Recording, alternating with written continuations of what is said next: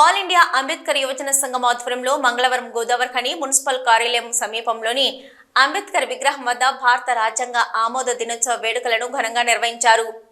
భారత రాజ్యాంగ ఆమోద దినోత్సవ వేడుకల్లో పాల్గొన్న మాజీ మంత్రి కొప్పుల ఈశ్వర్, రామగుండం మాజీ ఎమ్మెల్యే కోరుకంటి చందర్ ముందుగా రాజ్యాంగ ఆమోద దినోత్సవ కేకును కట్ చేశారు. ఈ సందర్భంగా వారు మాట్లాడుతూ భారత రాజ్యాంగాన్ని రచించడంలో ప్రధాన భూమిక పోషించింది బాబాసాహెబ్ అంబేద్కర్ అని, ఆనాడు రాజ్యాంగంలో పొందుపరిచిన రిజర్వేషన్ల కారణంగానే సమాజంలో దళితులు సమానత్వాన్ని పొందగలుగుతున్నారని అన్నారు. సమాజంలో అసమానతలు, పేదరికం రూపుమాపాలని అంబేద్కర్ రాజ్యాంగంలో పొందుపరచడం జరిగిందన్నారు.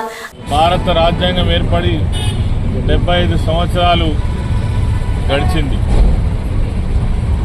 దీనికి ప్రధానమైనటువంటి కర్త, కర్మ, క్రియ ఇంత గొప్ప రాజ్యాంగాన్ని నిర్మాణం చేసుకోవడానికి తమ వంతు పూర్తి స్థాయిలో కృషి చేసినటువంటి డాక్టర్ బాబాసాహెబ్ అంబేద్కర్ గారికి ఈ సందర్భంగా నివాళులర్పిస్తూ ప్రపంచంలోనే ఒక గొప్ప రాజ్యాంగాన్ని అందించినటువంటి మహానాయకులు, మహానేత, మరి మన దళిత పక్షాలకు జీవితాన్ని అందించినటువంటి మహనీయులు డాక్టర్ బాబాసాహెబ్ అంబేద్కర్ గారు.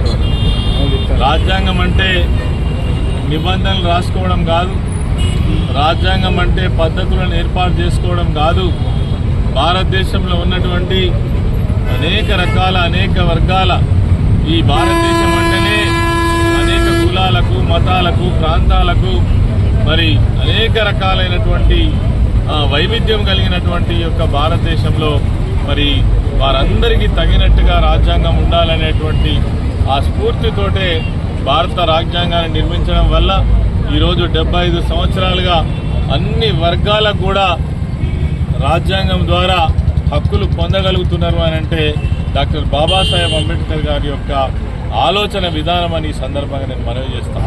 ఈ యొక్క రాజ్యాంగాన్ని పార్లమెంటుకు ఆమోదం కోసం ఇచ్చినటువంటి ఈ యొక్క శుభదినాన్ని ఈ యొక్క పారిశ్రామిక ప్రాంతంలో దళిత బహుజనులందరూ కూడా కనుల పండుగగా జరుపుకుంటున్నటువంటి ఈ యొక్క కార్యక్రమంలో ప్రతి ఒక్కరు కూడా భారతదేశంలో ఉన్నటువంటి ఈ యొక్క రాజ్యాంగం ప్రపంచంలో ఎక్కడ లేనటువంటి విధంగా ఉన్నటువంటి ఈ యొక్క రాజ్యాంగంలో పొందుపరిచినటువంటి ఆనాడు డాక్టర్ బిఆర్ బాబాసాహెబ్ అంబేద్కర్ గారు స్వాతంత్రానికి ముందు ఈ యొక్క భారతదేశంలో ఉన్నటువంటి బడుగు బలహీన వర్గాల దళిత బహుజనుల జీవితాలను పూర్తి స్థాయిలో వారి విముక్తులను చేయడం కోసం ఈ యొక్క రాజ్యాంగాన్ని, ఈ యొక్క రాజ్యాంగంలో ఉన్నటువంటి చట్టాలన్నింటినీ కూడా పొందుపరిచినటువంటి సందర్భం.